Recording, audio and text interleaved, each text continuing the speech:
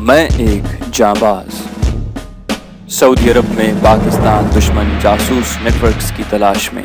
पूरी कहानी सुनने के लिए डिस्क्रिप्शन में मौजूद प्लेलिस्ट के लिंक को क्लिक कीजिए और चैनल को सब्सक्राइब करना मत भूलिए। सब्सक्रिप्शन के बटन को दबाइए और बेल आइकन पर क्लिक कीजिए ताकि आपको हमारी तमाम कहानियाँ बिला ताखिर मिलती रहें। और इसे लाइक और शेयर करने के साथ कमेंट करके हमें बताइए कि आपको हमारी वीडियोस कैसी लग रही हैं। तो आइए कहानी की तरफ चलते हैं।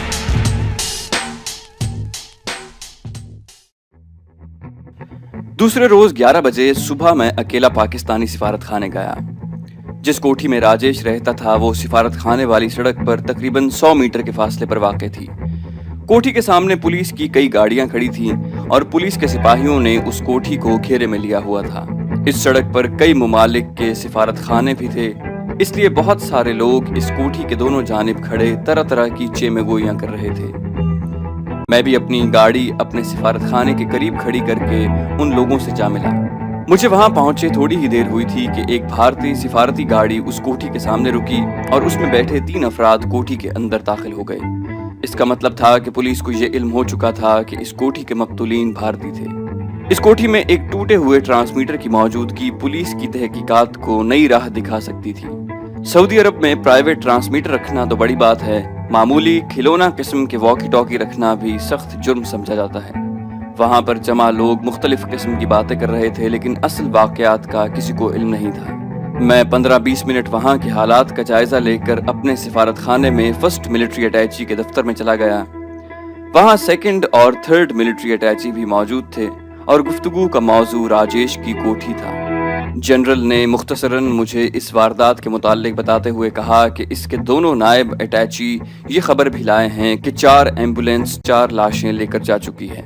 मेरे दफ्तर में जाने के चंद मिनट के बाद ही दोनों नायब दफ्तर से चले गए। अब मैं और जनरल अकेले थे। मेरे चेहरे से रत जगह और थकावट आया थी। जनरल गहरी नजरों से मुझे देख रहा था। कमरे में बिल्कुल खामोशी थी। शायद हम दोनों यही चाहते थे कि इस सुकूत को दूसरा तोड़े। जनरल ने चपड़ासी को बुलाकर कॉफी और बिस्किट लाने का कहा और कहने लगा कि तुम शायद रात भर जागते रहे हो या तुम्हारी तबीयत ठीक नहीं है। मैंने उसकी आंखों में आंखें डालते हुए जवाब दिया कि जनरल साहब, एक रात की तो बात ही क्या है, नामालूम अब कितनी रातें जागना पड़े। मैं आपसे चंद इंतहाई जरूरी बातें करना चाहता हूँ, लेकिन यहाँ नहीं बल्कि गाड़ी ड्राइव करते हुए। जनरल को मेरी बात समझ में ना आई। वो कुछ कहना चाहता था कि मैंने अपने होंठों पर उंगली रखकर उसे खामोश रहने का इशारा किया और उसके सामने मेज पर लेटर पैड पर ये अल्फाज लिख दिए कि हमारे सिफारत खाने के हर कमरे में होने वाली गुफ्तगू का एक एक लफ्ज दुश्मन के ट्रांसमीटर पर सुना जा रहा है, और पैड जनरल साहब के सामने रख दिया। ये पढ़कर तो फिलहकीकत जनरल का रंग फक हो गया। कुछ देर सोचने के बाद उसने उसी पैड पर लिखा कि वो इस वक्त यूनिफॉर्म में होने की वजह से मेरे हमराह नहीं जा सकता। ठीक 2 घंटे के बाद वो नोवा पार्क होटल की लॉबी में मुझे मिलेगा। इतनी देर में कॉफी आ गई और मैं जनरल से इधर उधर की बातें करने के बाद कॉफी पीकर घर चला गया। 2 घंटे के बाद नोवा पार्क होटल की लॉबी में गया तो सिविलियन ड्रेस में जनरल मेरा मुंतजिर था और सेकंड मिलिट्री अटैची भी शहरी लिबास में उसके साथ बैठा था। जनरल ने उससे मेरे असली नाम से तारुफ करवाते हुए कहा कि ये मेजर मेरा दस्तरास्त है और तुम खुले दिल से इसकी मौजूदगी में सब बातें कर सकते हो। मैं इसे खुसूसी तौर पर इसीलिए हमराह लाया हूँ कि जो कुछ तुमने पैड पर लिखा था उस किस्म की बात ये पहले भी मेरे साथ कर चुका है। मैं उन दोनों को अपने हमराह लेकर उस 5 स्टार होटल की कॉफी शॉप में चला गया और एक अलग थलग टेबल का इंतखाब किया और स्नैक्स का ऑर्डर दिया। मैंने जनरल को मुखातिब करते हुए कहा कि सर, मैं अपनी बात का आगाज करते हुए सबसे पहले तो ये बताना चाहता हूँ कि हमारे सिफारत खाने के करीब कोठी पर गुज़श्ता रात मैंने अपने साथियों के साथ धावा बोला था और वहाँ पर मौजूद 4 अफराद में से एक ने खुदकुशी कर ली, जबकि बाकी तीनों को हमने हलाक किया। उस कोठी में एक बहुत ताकतवर शॉर्ट वेव ट्रांसमीटर भी था जिसकी रेंज दिल्ली और तिल अबीब तक थी। उस ट्रांसमीटर को तो हमने बिल्कुल नाकारा कर दिया। राजेश ने जो उस ट्रांसमीटर के अलावा सऊदी अरब के कई शहरों में ट्रांसमीटर नस्ब कर चुका था, मुझे ये बताया कि जद्दा और रियाज में सरकारी महकमों के अलावा यहाँ के पाकिस्तानी सिफारत खाने में उसके प्लांटेड आदमी दफ्तर के कमरे में माइक्रो ट्रांसमीटर मुख्तलिफ जगहों पर खुफिया तौर पर लगा चुके होंगे। इन माइक्रो ट्रांसमीटर्स की रेंज 100 मीटर है और भारतीय खुफिया एजेंसी के आदमी हमारे सिफारत खाने में होने वाली गुफ्तगू के एक एक लफ्ज को मॉनिटर कर रहे हैं। मैं समझता हूँ कि हमें सबसे पहले अपने अंदरून खाना यानी अपने सिफारत खाने से इस काम का आगाज करना चाहिए اور اس کے بعد سفارت خانے کے ذریعے سعودی حکومت کو اطلاع دینی چاہیے کہ وہ اپنے دفاتر کی خبر لے۔ میجر ترمزی نے میری بات کو ختم ہوتے ہی جنرل کو کہا کہ سر میں نہ کہتا تھا کہ ہمارے بند کمروں میں ہونے والی گفتگو کا باہر والوں کو کیوں کر پتہ چل جاتا ہے۔ اب ان کے کہنے سے میری بات کی تصدیق ہو گئی۔ سر مجھے یقین ہے کہ مائکرو ٹرانسمیٹر سفارت خانے کے کمروں میں لگانے والے ہمارے دونوں سویپر ہیں جن کی دفتر کے ہر کمرے تک رسائی ہے۔ جنرل نے ہم دونوں کو مخاطب کرتے ہوئے کہا کہ ہم اس بات کا فی الحال کسی سے بھی ہرگز ذکر نہیں کریں گے۔ پرسوں جمعہ ہے اور سفارت خانہ بند ہوگا۔ میں آپ کو اور آپ کے ساتھیوں کو یہ زحمت دوں گا کہ اس روز ہم سفارت خانے کے ہر کمرے میں یہ خفیہ ٹرانسمیٹر تلاش کریں اور میجر ترمزی اور کیپٹن عاشق اس تلاش میں ہمارا ساتھ دیں۔ یہ کسی طور پر مناسب نہیں کہ اس بات کا کسی سے بھی تذکرہ کر کے پینک یعنی خوف و ہراس پیدا کیا جائے۔ یہ فیصلہ ہونے کے بعد میں نے جنرل اور میجر ترمزی کو راجیش کی کوٹھی میں پیش آئے واقعات کی تفصیل بتائی اور کہا کہ ڈائریاں اور کاغذات اور ایک پورٹیبل ٹرانسمیٹر ہم اپنے ساتھ لے گئے تھے۔ ان کاغذات اور ڈائریوں میں سے آپ کے مطلب کی جو انفو ہوگی وہ آپ کو 2-3 روز میں پہنچا دوں گا اور باقی سے ہم خود نپٹیں گے۔ میں نے کہا کہ جنرل صاحب یونیفارم اور حساس پوسٹ ہونے کی وجہ سے آپ کی دشمنوں سے نبرد آزما ہونے کی لمیٹیشن ہے جن کے اندر رہ کر آپ کو کام کرنا پڑتا ہے۔ میں اور میرے ساتھی اس یونیفارم کے بغیر آزاد ہیں اور ہم کسی بھی انتہا تک جا سکتے ہیں۔ میرا ایک مشورہ ہے کہ آپ سفیر صاحب کی اجازت سے سعودی عرب کے مختلف شہروں میں دشمن کے نصب کردہ خفیہ ٹرانسمیٹروں کی اطلاع بجائے اپنی وزارت خارجہ کے ڈائریکٹ یہاں کے کمانڈر ان چیف اور سول ایوییشن کے سربراہ کو دیں۔ میری اطلاعات کے مطابق ان عہدوں پر فائز شہزادہ پاکستان کا بہت حامی ہے اور اس کو یہ اطلاع دینے سے افواج پاکستان کی نیک نامی اور سعودی عرب میں ان کی خصوصی دلچسپی میں اضافہ ہوگا۔ اس وقت پاکستان آرمی کی خاصی بڑی تعداد تبوک، خمیس مشیط اور شرورہ میں تعینات ہے اور ریاض کے قریب ملٹری سٹی کی تعمیر میں بھی ان کی خاصی کنٹریبیوشن ہے۔ جنرل نے میری تجویز سے اتفاق کرتے ہوئے جمعے کے روز مجھے اور میرے ساتھیوں کو صبح 9 بجے سفارت خانے پہنچنے کی تاکید کی۔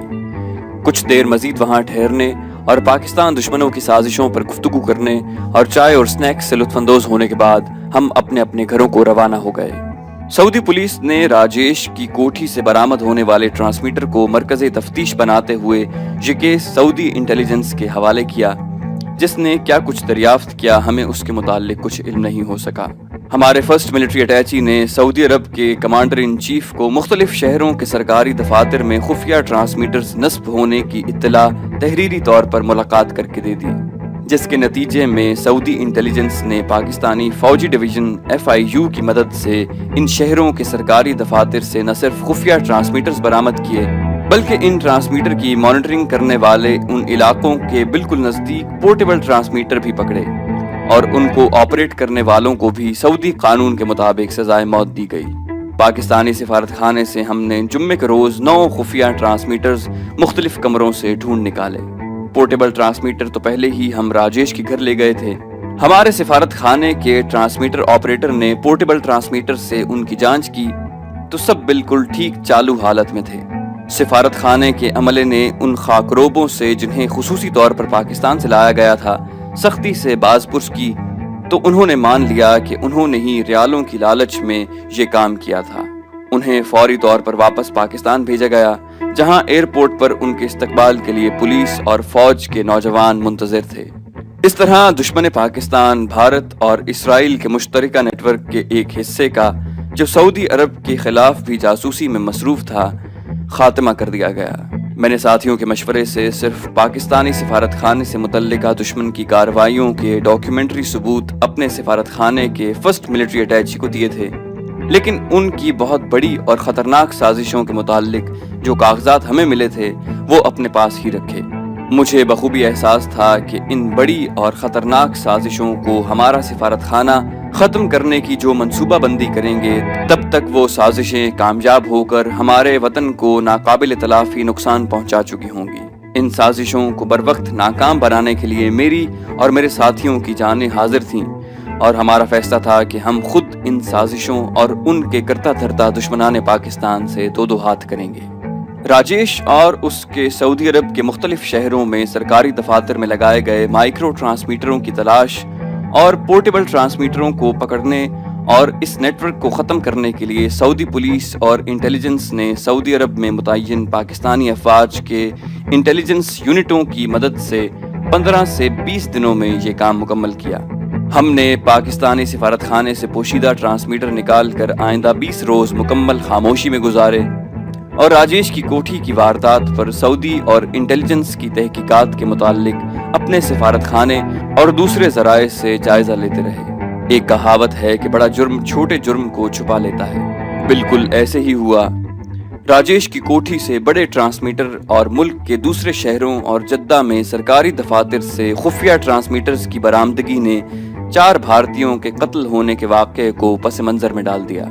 ہم نے بھی اس موقع کو غنیمت جانا اور ترپاٹھی اور جنرل حکم چند سے ملنے والے کاغذات، ڈائریوں اور راجیش کی ڈائریوں اور کاغذات کو دوبارہ تفصیل سے پڑھ کر ان کے وہ حصے جو ہمارے آئندہ کے مشنز کے لیے کارآمد تھے انہیں علیحدہ کاغذات پر منتقل کیا۔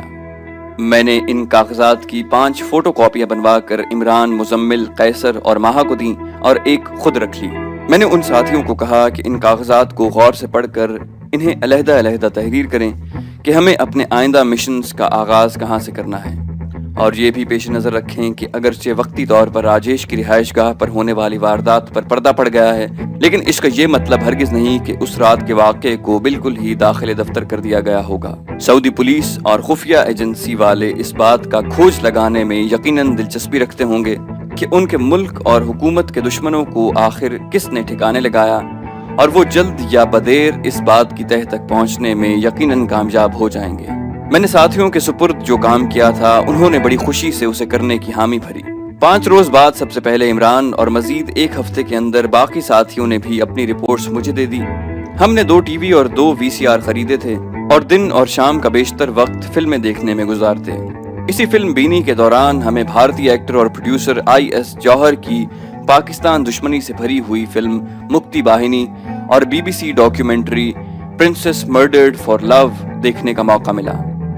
پاکستان سے بھارت کی دشمنی تو کوئی ڈھکی چھپی بات نہیں تھی، اس لیے مکتی باہنی فلم میں پاکستان اور پاکستانی افواج پر اس بھارتی پروڈیوسر نے جو کیچڑ اچھالا ہمیں اس پر کوئی تعجب نہ ہوا۔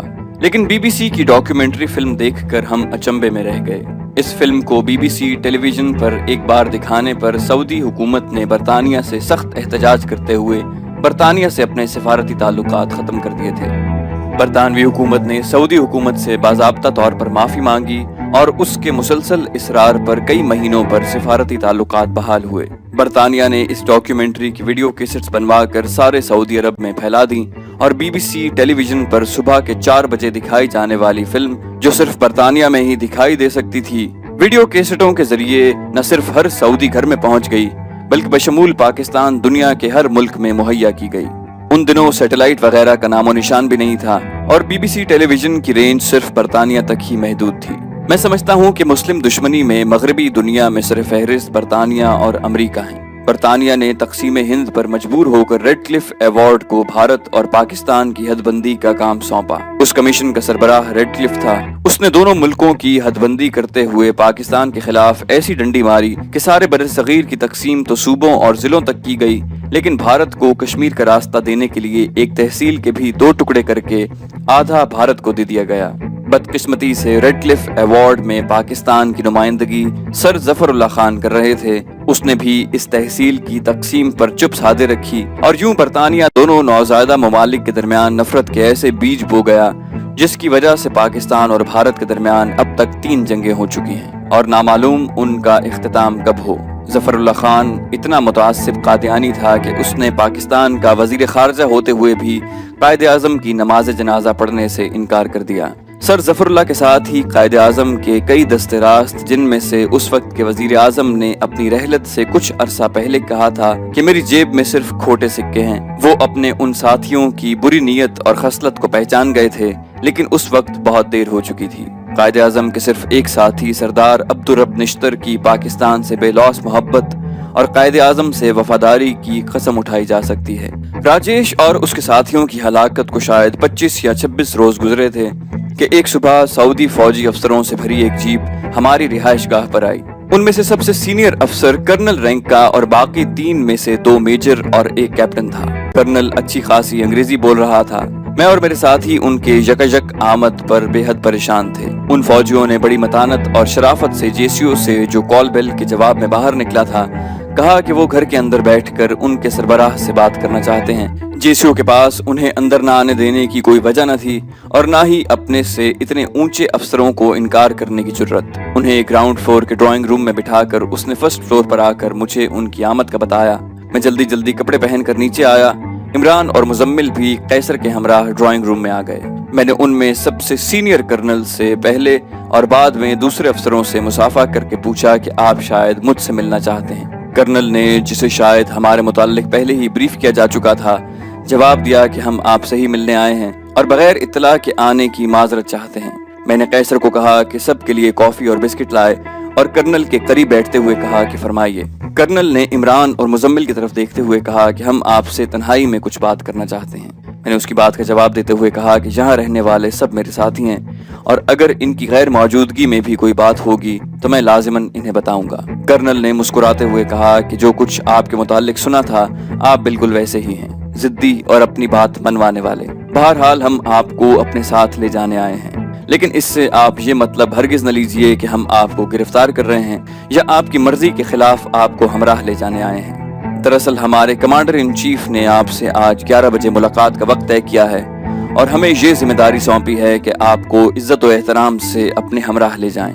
पाकिस्तानी सिफारत खाने के फर्स्ट मिलिट्री अटैची से मेरा यही तय हुआ था कि वो वजारत खारजा की ना समझ आने वाली रिपोर्टों के जरिए सऊदी हुकूमत के खिलाफ बिछाए गए जासूसी के जाल के मुताल्लिक बताने के लिए सीधा कमांडर इन चीफ के पास जाए और सारी हकीकत हाल वाजे करे। उसके बाद वो जाने और उसका काम।